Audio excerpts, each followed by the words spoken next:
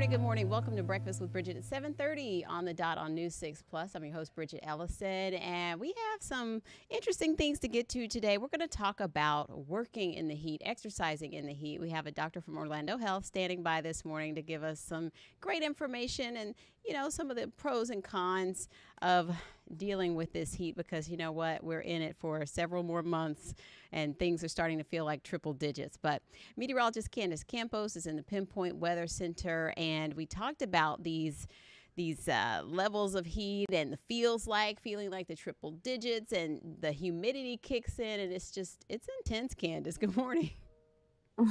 Morning. Yeah. I mean, listen, at the end of the day, it's one of those things that you have to be paying attention to how you're feeling, because if all of a sudden you're just like, oh, I've got a headache all of a sudden, or I haven't been drinking much water, or all these other little signs where to the point where you stop sweating. These are all steps that your body is basically showing you to tell you that you need to slow down, you need to cool down, and you need to hydrate. So these are those days where you certainly want to stress that, because a lot of people are out. It's summer vacation. You got the kids, you're going to the theme parks, you're going to the splash pads. And although you might feel okay, you got to just remember those signs.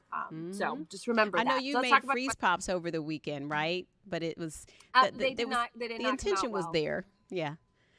When I was growing up, we would just take a whole watermelon and my mom would just sit us outside with it, because she didn't want to deal with the mess inside, because you could always just take the water hose and spray off the patio, right?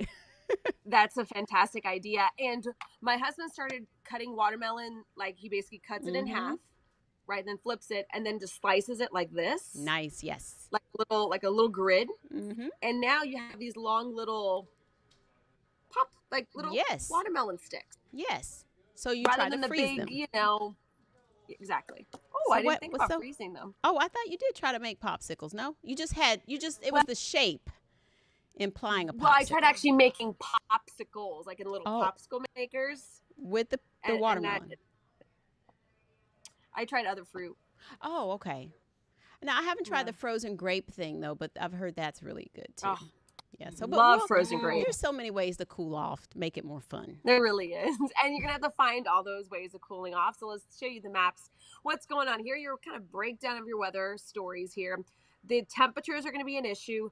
The storms are going to be an issue. Luckily, the tropics are not an issue. So temperatures for today are going to be back feeling like the triple digits for a few hours today, Bridgett. We do have a couple of heat advisories in place.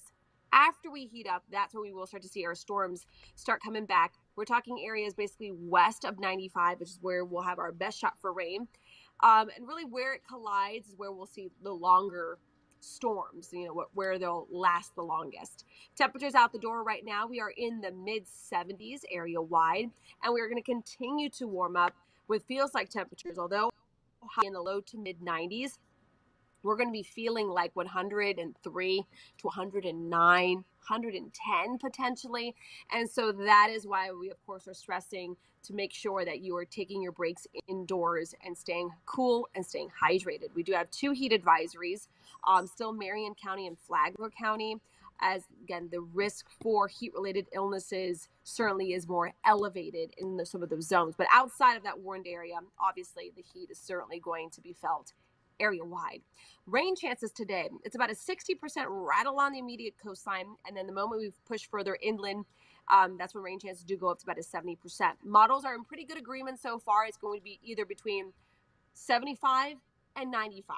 That's going to be the zone where we're going to see some storms. Some areas, you might see rain all around you and then never get it. That is the sea breeze storm mentality, where it's not a big line coming from a cold front or a big tropical system bringing us rain. It's very isolated in some spots, unless you get under where those sea breezes collide, then it turns really widespread. So you can see those scattered showers will be bubbling up again between 95 and 75 today, between about 4, 5 o'clock in the evening. And then things start to taper off once the sun goes down, pretty much weakening by about 9, 10 o'clock. Everything kind of fizzles out. Will be dry, yet warm and muggy for another day on Wednesday. And then look at that, another collision of the sea breezes pretty much in that same zone. So rain chances for your Wednesday as well, back up to about a 70%. Quick look at the tropics, nothing too concerning right now. We got a lot of Saharan dust out there in the tropical Atlantic. We talked about that yesterday, Bridget. Now we're watching a one little zone that's kind of been able to kind of wiggle its way around the Saharan dust. So there is a potential for some developing over the next couple of days as it kind of travels across the Caribbean. Once it gets into that yellow zone, there has a potential, about a 20% chance of more development tropically. And so you can see getting results here with your full 7-day forecast. It's hot, it's stormy, it's summer here in Central Florida. I think rainy season is here and is here to stay. As of right now, we don't have a very strong steering flow. So when these sea breezes collide, they basically collide right across our inland locations. And then it kind of depends on the strength of the sea breezes each day to find out what side of the peninsula it will be running on. So we're going to keep 60 to 70% rain in the past throughout the next couple of days. And a reminder that, is it Thursday? Yeah, Thursday. A week from this Thursday, officially 4th of July, which I Can't thought believe 4th of it. July was like 2 weeks from now. But no, we will be at Lake Eola for the fireworks at the fountain next Thursday. It's going by too fast already. I know, it's crazy. believe It's so that. crazy. But, you know, it certainly feels like it should be the 4th of July already. So let's get going. No, I know that's right. All right, Candace. Sounds good. Sounds good. Thank you so All right. much. And of course, if we get You're caught welcome. in a sprinkle or two out there, give it a few minutes and you'll be out of there. I mean, some areas might be a little more than a sprinkle, but yeah, just give it some time. It won't last long. Just give it about 10, 15 minutes. Right. Give it about half an hour from the last time you hear that thunder to know that you're good to go before you start fertilizing your lawn. Yeah, I'm look being back. nice when I say a little sprinkle, but when as soon as you're out, I know. I was out at Lake Eola on Sunday and got the kids over to the playground, got lunch, got the kids over to the playground, and then Good. they got the little face paint at the market they had set up there, and then I could look at it and I said, you know what, the bottom's about to drop. I think we should head to the parking garage, guys. And sure enough, as we're driving out of downtown, it starts. So Yep. And you pay cleared attention. it. Pay attention. Or use that app to Pinpoint- check the radar. Yes, it is a new radar. It is a new app. It has been updated. It is in a work in progress. I know there's a lot of folks at home who don't like change. I'm one of those that I don't like change either. But if you give it a moment and you do a little bit of looking around, I'm going to go on really there now. cool ways of customizing the radar to do exactly what you wanted to do, even more than the one before. So But tomorrow it doesn't feel on that weather, different to me. Do I need to update? you probably will. There's a noticeable So update difference. your app. Okay, I'm going to update it. Yes, that's the old one. So you do got to Okay. update. Just head on over to the App Store and click update. Tomorrow on Weather Wise, after Breakfast with Bridget, we are going to be, or Jonathan is going to be breaking down the step by step and how to perfectly customize it to Ooh. all your likings and things like that. It just has Oh, a little bit of getting used to. I need to run There that it date. is.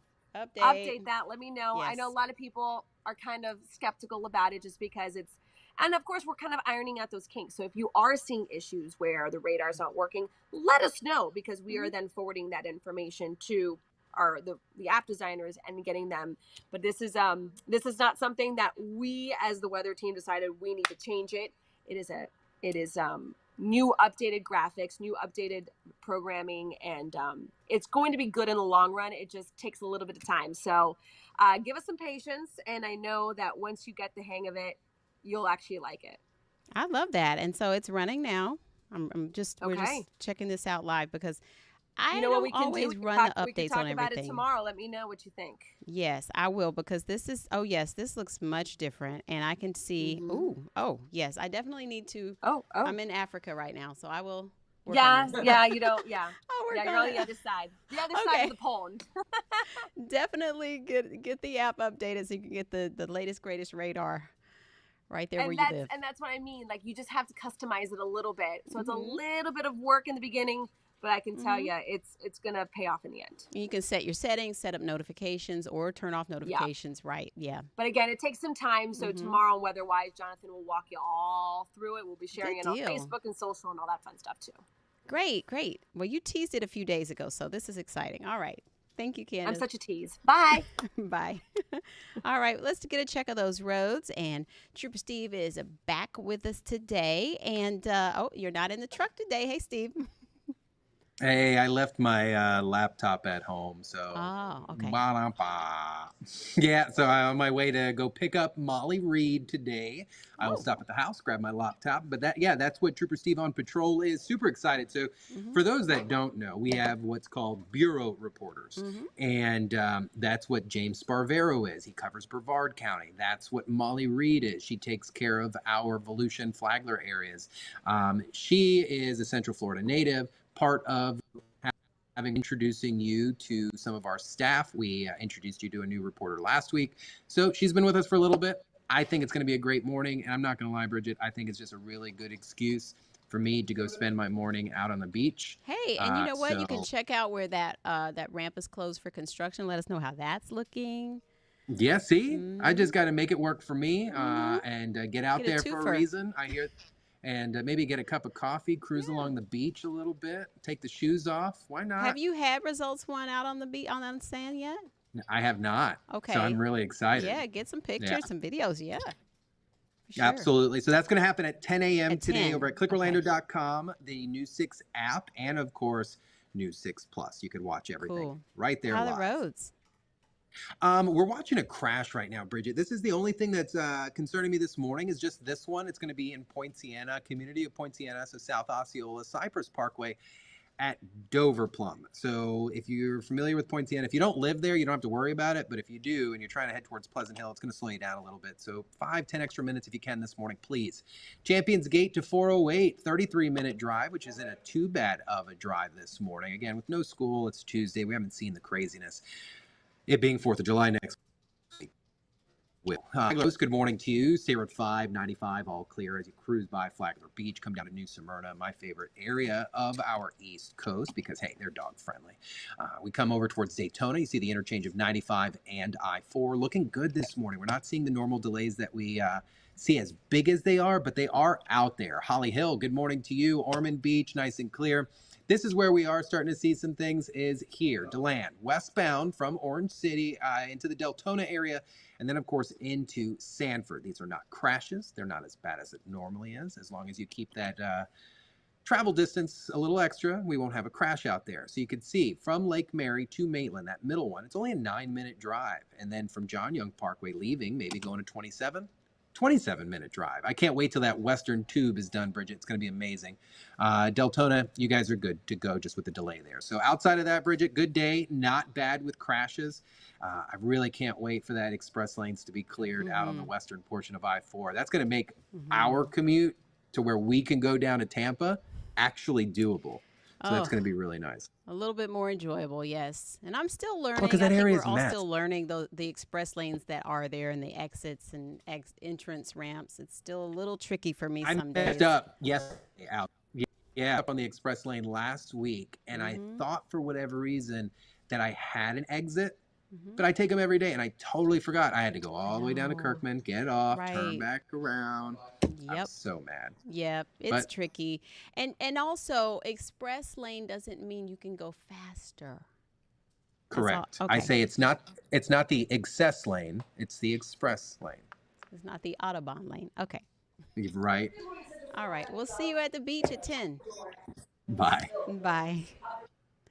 So like we talked about earlier, we have a little bit of news to get to. Then we'll talk to the doctor about being out in that heat, working in the heat, exercising in the heat. We want to let you know about some things the governor signed yesterday, a new law aimed at improving security at Jewish schools across the state. And Mark Lehman explains more on that. This morning, 2 new laws are in the books in Florida designed to provide protections for the Jewish community. Governor DeSantis signing the bills last night. One officially defines anti-Semitism in the state and received unanimous support in a typically divided legislature. The measure reading in part, the term anti-Semitism means a certain perception of Jewish individuals which may be expressed as hatred toward such individuals. The other newly signed law clears the way for lawmakers to add security funding for Jewish schools into the state budget. We shouldn't live in a world where we need these kinds of things. But we do live in a world where, unfortunately, anti-Semitism is rampant. Both bills are tied to the staggering rise in anti-Semitic incidents since the October 7th attack on Israel by Hamas terrorists. Just last week, more than 50 bomb threats were sent to Florida synagogues. As far as the community, it's never good to be panicked, and we have to be vigilant. According to the Anti-Defamation League, there were 463 anti-Semitic incidents last year in Florida. The governor saying the state is providing more funding than ever to curb the threats.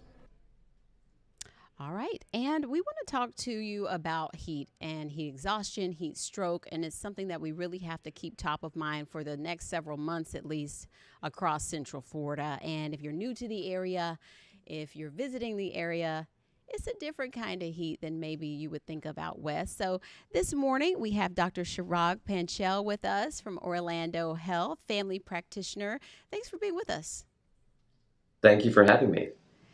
This is some really tough heat that we deal with here. Do you see a lot of people coming in with these types of things? I know your family practice, but this is more common than people think, these problems with dealing with the heat. Absolutely. Heat exhaustion is way more common than people think. And one of the things that you want to watch out for is when heat exhaustion develops to heat stroke, which is a medical emergency. And that difference between the two, what happens? How do you know you're going toward that direction?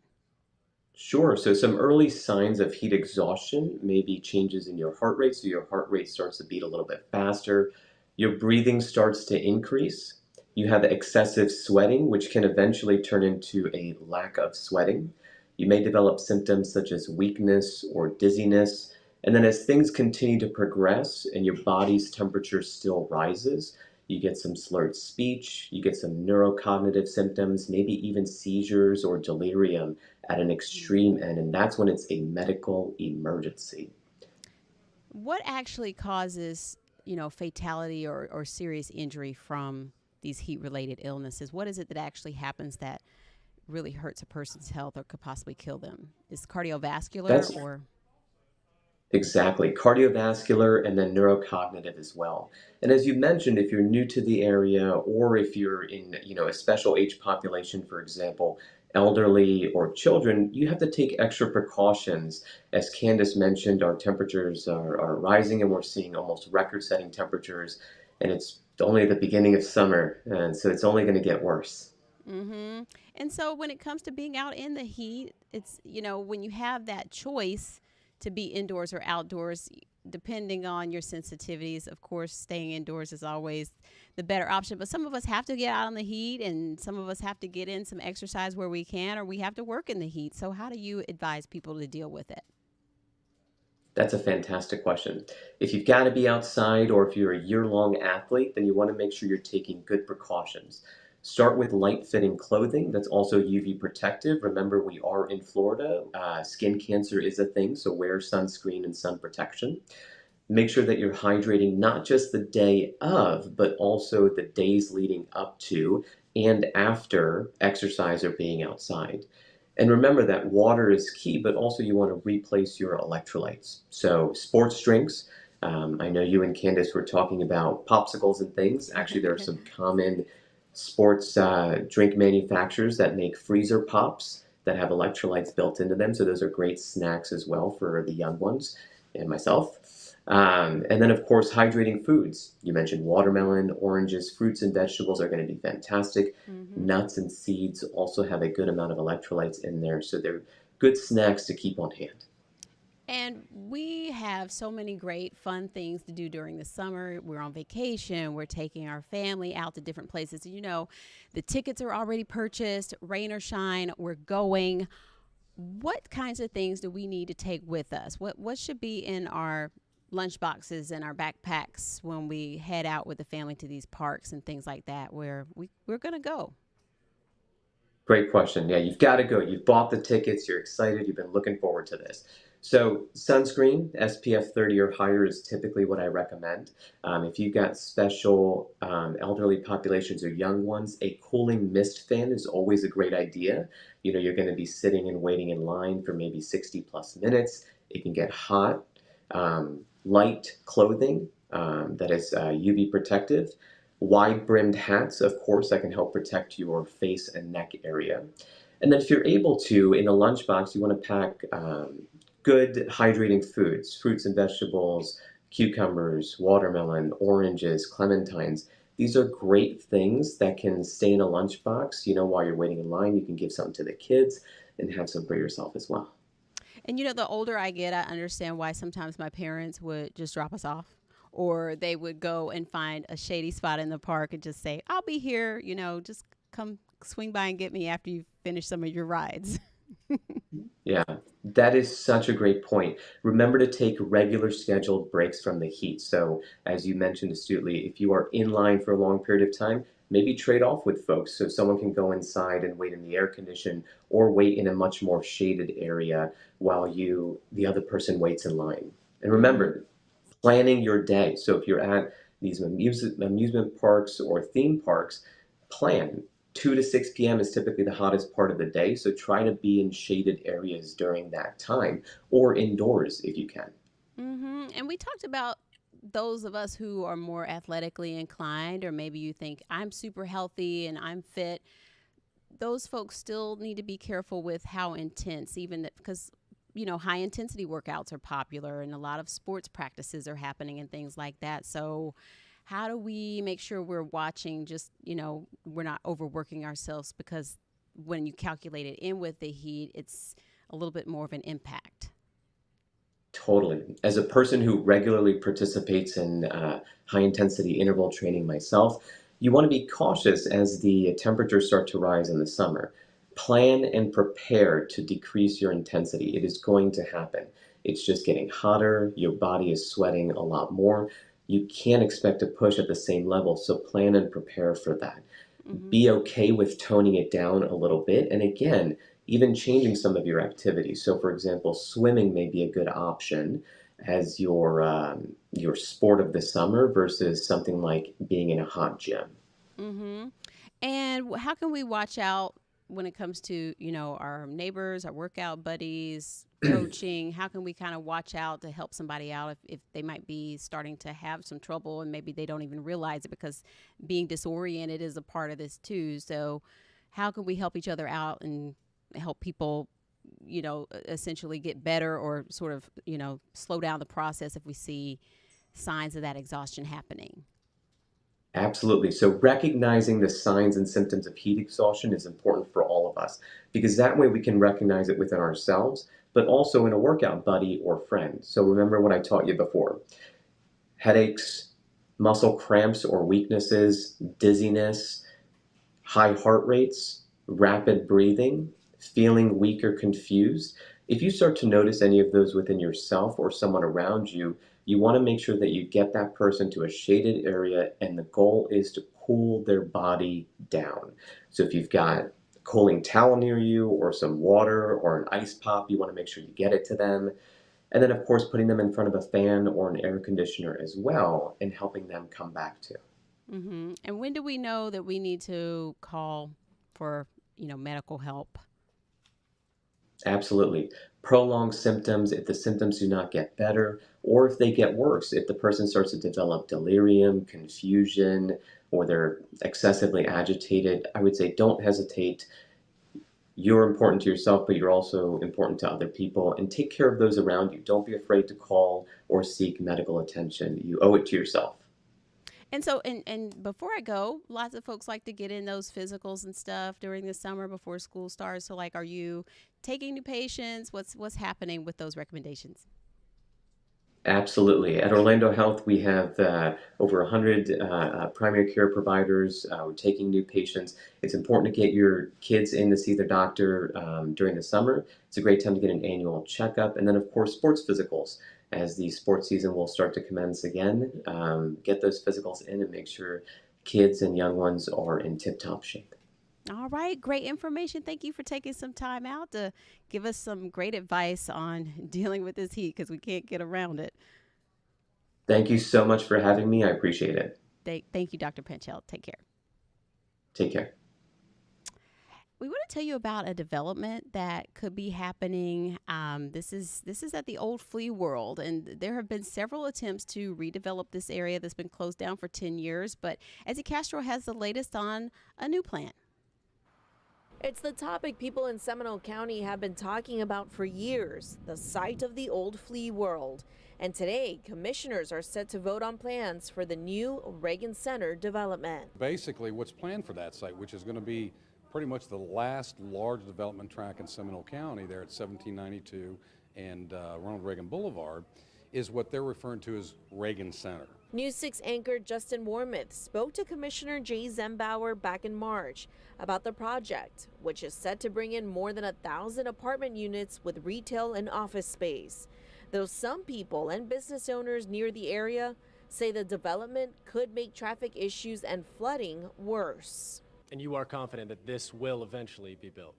There's no question at some point this will be built. This is a very high value property in Seminole County.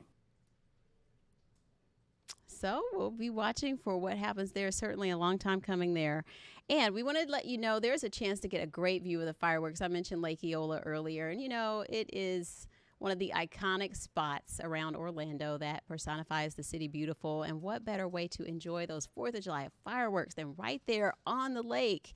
You could get a spot, a VIP spot to watch the fireworks. We're going to pick 5 winners. You can go now to clickorlando.com/contest, enter for your chance to win that great prize. And so we'll have a nice area set up for folks to enjoy all of the festivities and have a great seat for those fireworks, because we know people come out early to get their spot, put out their setup so that they have a good spot. And it's a long, hot day out there, so it'd be nice to win that VIP treatment. And, you know, you probably have a good chance to win because this contest ends on June 30th at midnight. So keep on entering for your chance to win, and good luck there.